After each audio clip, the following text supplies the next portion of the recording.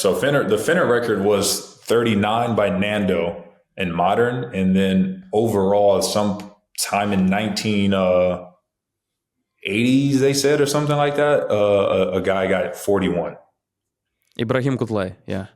So I was going for it. And then so I go foul right here. So what you're seeing is I go over and I go foul the guy. So Char's like, yeah, you did it. Woo, woo, woo, woo. And then if it still shows me, it doesn't. So Ilker comes up to me and he was like, Nigel, you're going to kill me. And I'm like, why? He said the EuroLeague record's 49. So then It's that's when coming. That's Ilker. That's Ilker. Yes, so there's Ilker. Yeah. Yeah, that's what him telling me right there. He said, you're going to kill me. And then he tells me that. So then I turn around like, oh, there's 3 minutes left to get 6 points? Oh, no problem. So then I go, and that's when I go and tell Shars as well, like, hey. And then the best part about it is the whole arena starts getting up and going like this. And everyone's yelling for me to go back into the game. And then, me telling Shars, and then obviously the pressure from the arena, because the pressure fans can put on a game. So like the fans going, put him back in 6, alt it. Everyone's screaming that. So then it's like, that was this moment. You see guys standing from the courtside seats. Yeah.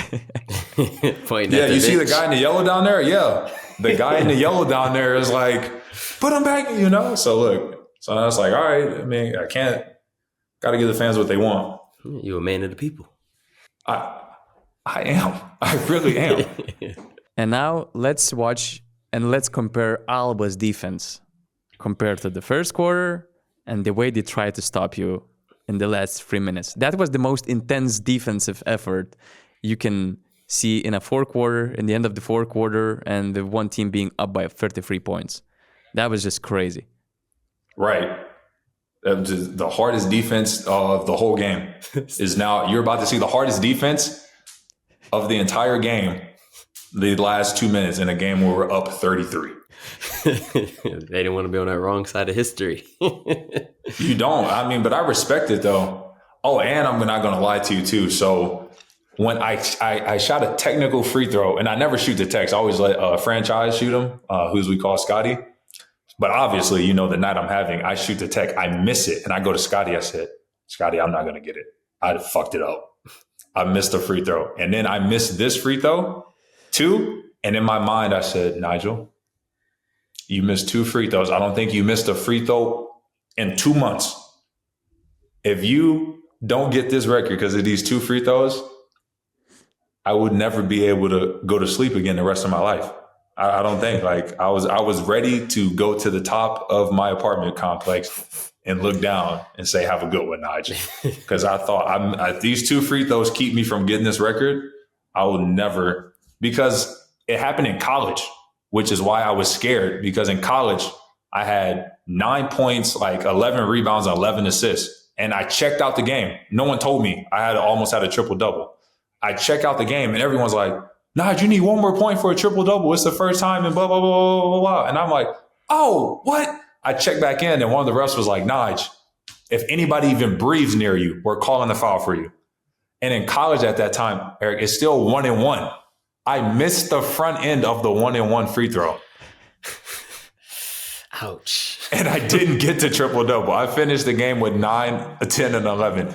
And as you can see, I am still not over that. So all I did was I replayed that in my mind, like, Nigel, if these free throws keep you from getting this to the second time in your life, we may have to find a new sport. Just quit entirely. Look, they're sending 2 guys already. Look at that.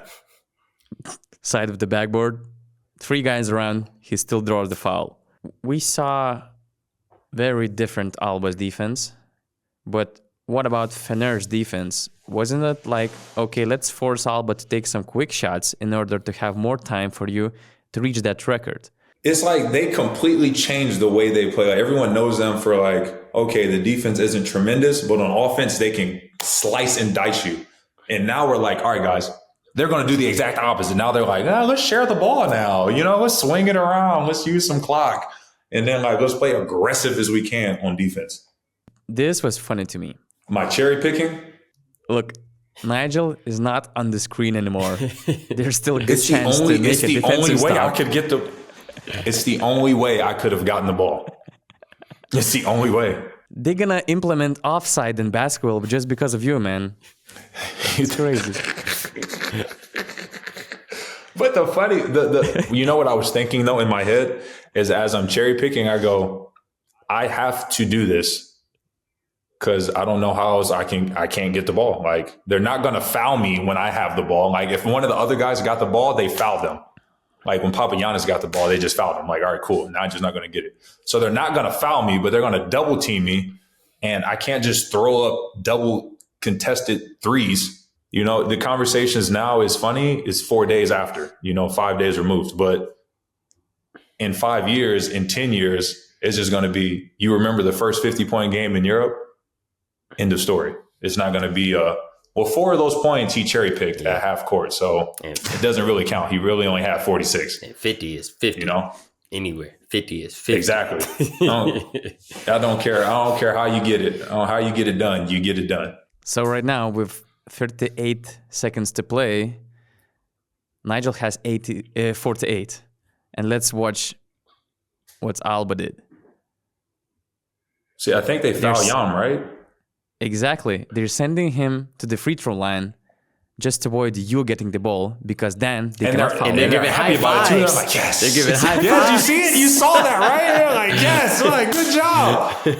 Look, see, bro?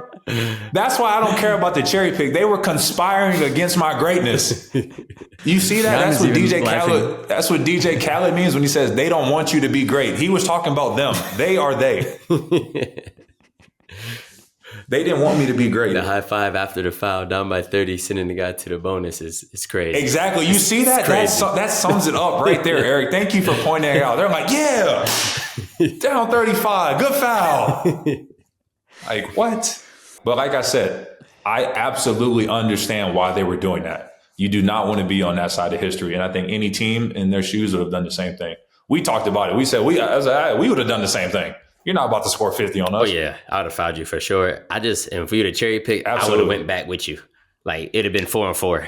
I would have went back. Like, nah. It would have been 4-4 game. It was like, no, you're not standing down here by yourself. I don't know what you think is going to happen, but it's not that. I would have asked the guy, two guys that come and guard you, and just let the other teammates shoot, and let's see if... Triangle and two. Yeah. You're not getting the ball, buddy. I'm sorry. I don't know what you want us to do. You're not getting the ball.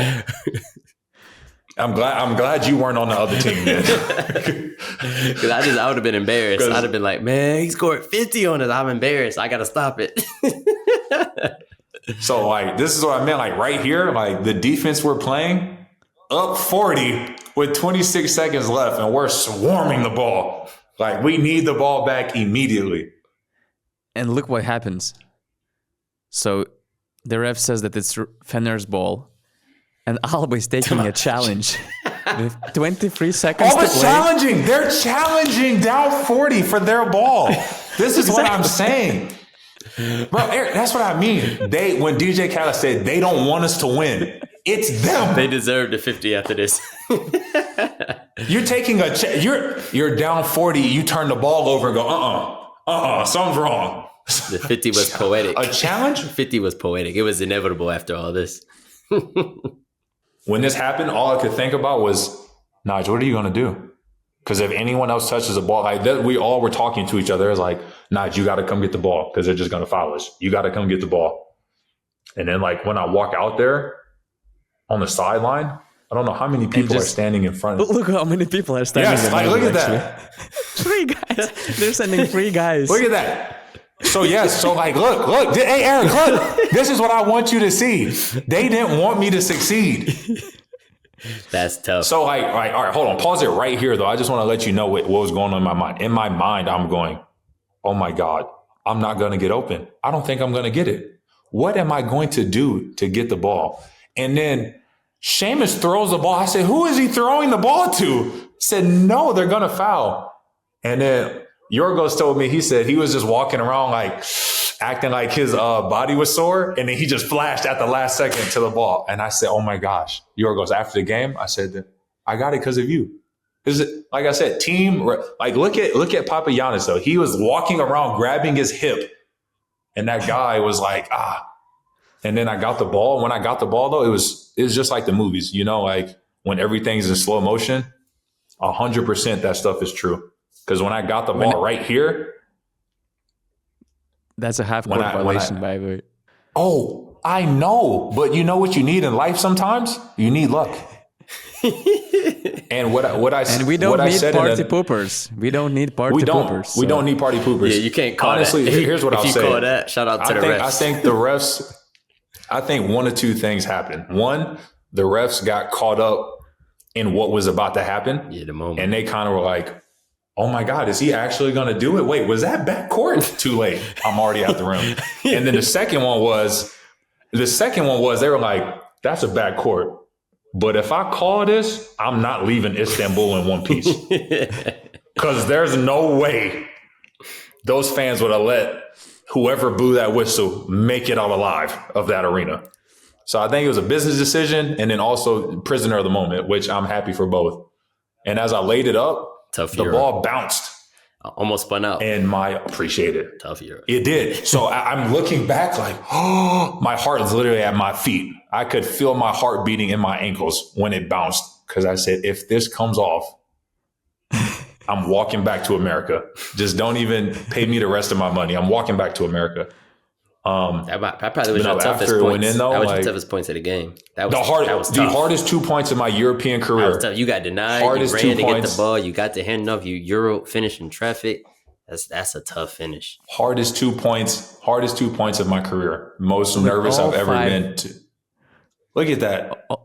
All 5 Alba guys are chasing you like I thought you were going to shoot a floater when I was seeing it. I was like, I said he has nothing. No, I couldn't have done that because you got a good floater. I thought you was going to the floater, but the Euro was I do, but I would have the Euro. Yeah, no. I was like, I gotta. In my mind, I thought if someone touches me, I think they'll call it.